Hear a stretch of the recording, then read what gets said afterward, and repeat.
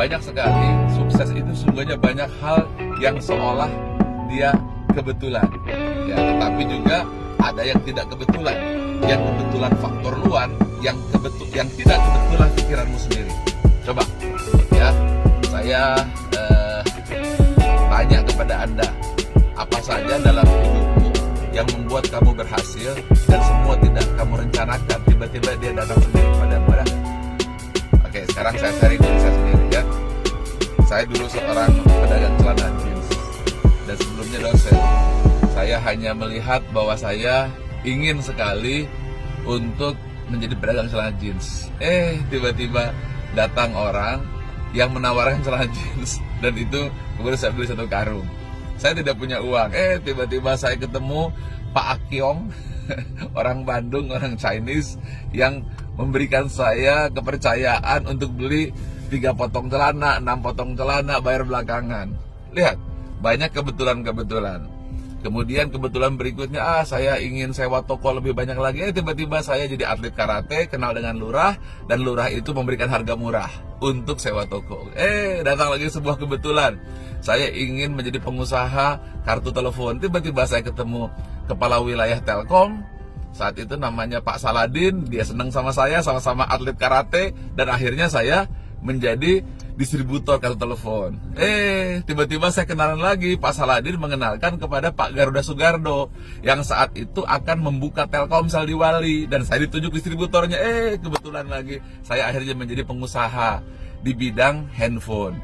Lalu tiba-tiba datang lagi seorang teman, dokter, dan dokter tersebut mengajak saya bisnis asuransi kesehatan. Saya punya asuransi kesehatan. Di tengah perjalanan, saya jatuh. Ketika jatuh, apa saya pikirkan? Rasanya saya nulis buku. Setelah nulis buku, rupanya kebetulan lagi bukunya jadi bestseller, 2,5 juta kopi. Tiba-tiba saya diundang di TV.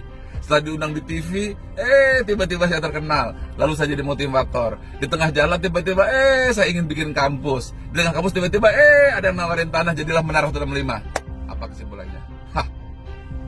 Apa? Coba kamu syukuri saja dulu. Terlalu banyak hal yang nampak kebetulan.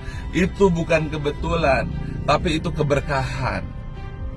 Keberkahan karunia Allah yang kamu lakukan hanya 1%, 99% datang dari Allah sendiri yang kamu namakan kebetulan. Paham?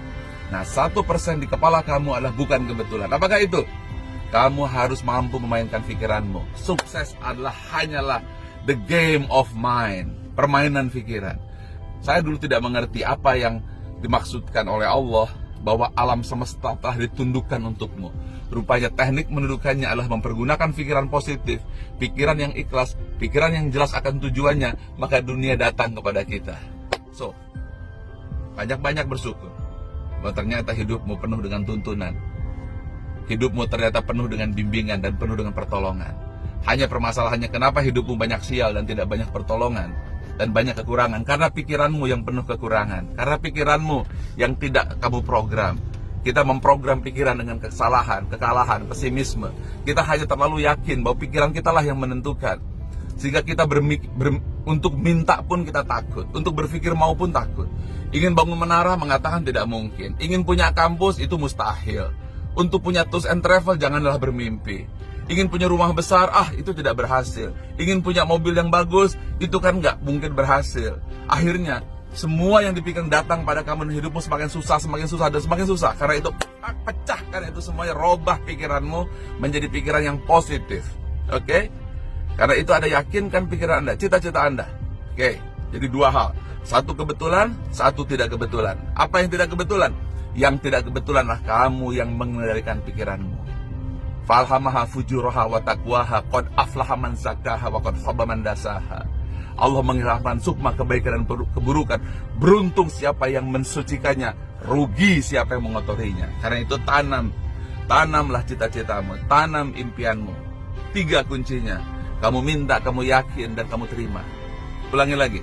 Kamu minta, kamu yakin, dan kamu terima. 3 hal itu datang padamu. Percaya saya bukan omdo.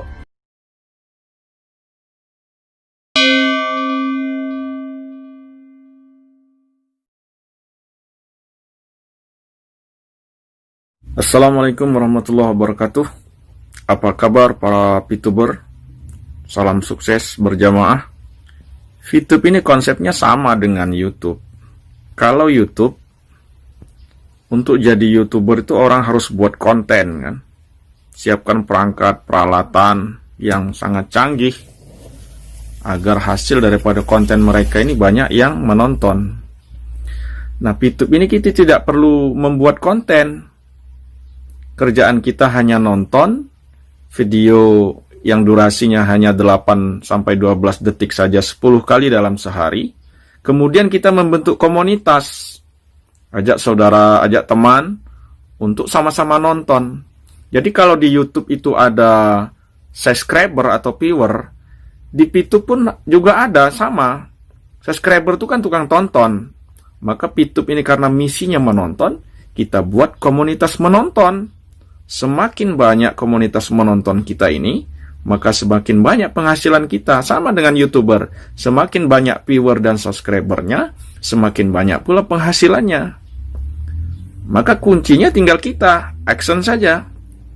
Setiap hari action, baik offline ataupun online, sehingga nanti mengalir seperti air. Setiap hari bertambah 1, 2, 3, 10, 12, hingga ribuan nanti.